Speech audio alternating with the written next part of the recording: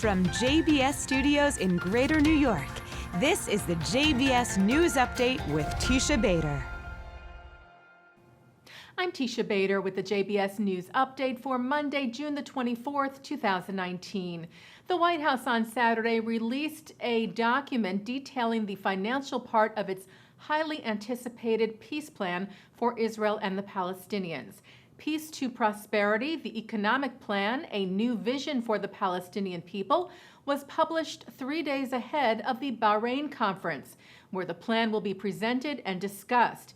It includes a potential $50 billion aid package for the Palestinians, much of it funded by Arab states, that would only come into play through an Israeli-Palestinian peace deal.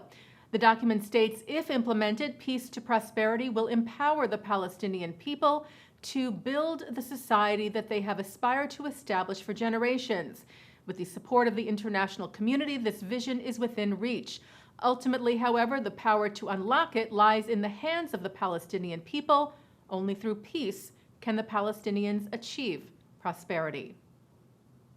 Israeli Prime Minister Benjamin Netanyahu referred to the yet-to-be-unveiled U.S. peace plan with U.S. National Security Advisor John Bolton, together with U.S. Ambassador to Israel David Friedman, while touring the Jordan Valley in the West Bank yesterday, and noting the strategic value of the area. So under any peace agreement, our position will be that Israel's presence should continue here for Israel's security and for the security of all. And in general, I would say that we'll hear the American proposition, hear it fairly and with openness. Today, Netanyahu met in Jerusalem with Russia's National Security Council Secretary Nikolai Patrushev to discuss a number of issues, including Iran's operations in Syria. He told Patrushev Israel won't allow an Iran that calls for our annihilation to entrench itself on our border, and we will do anything it takes to prevent it from obtaining nuclear weapons. Tomorrow, Patrushev will join Bolton, as well as Mayor Ben Shabbat, for a first-of-its-kind joint sit-down between the three national security advisors. Netanyahu wrote on Twitter ahead of the meeting, "I hope the trilateral dialogue will assist in expanding stability and security in the region." Palestinian Authority President Mahmoud Abbas said the Palestinians are ready to return to the negotiating table with Israel, but with two preconditions. The Jerusalem Post reported that the Palestinian leader told foreign reporters yesterday in Ramallah that those preconditions are the recognition of Israeli occupation of East Jerusalem and the vision of a two-state solution. Well, in several West Bank Arab cities, Palestinians protested the Bahrain conference, which begins tomorrow. The U.S., of course, is co-hosting the Peace to Prosperity workshop, which will focus on the economic aspect of the peace plan. Major Palestinian factions have called for more protests in the area and in Gaza as well tomorrow.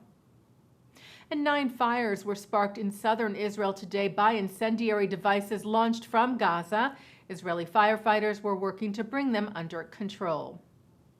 Israel's Channel 12 yesterday suggested in a report that officials from Likud and from the Blue and White Party were working behind the scenes to try and cancel the upcoming national elections in September and try to form a unity government. Both parties last night denied any such efforts. The Council of the American Library Association voted yesterday to remove the name of one of its founders from an honorary medal because of the way he treated minorities. Melville Dewey was also the inventor of the book classification system that bears his name. The council said they were removing Dewey from their Creative Leadership Medal, whereas Melville Dewey did not permit Jewish people, African Americans, or other minorities admittance to the resort owned by Dewey and his wife. They also noted that he treated women inappropriately. Jewish writer Judith Krantz has died. Krantz is best known for her best-selling novels Scruples and Princess Daisy. According to the Jewish Women's Archives, Krantz is the 3rd largest-selling female novelist in history.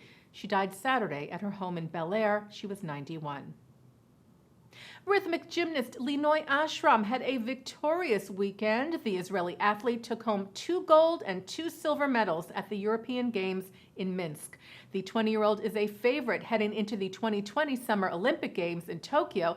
Ashram was one of over 4,000 athletes from 50 countries competing in the Games and one of the 39 members of the Israeli delegation who are competing in 10 different sports, including boxing, judo, wrestling, and archery. The Games run through the end of this month.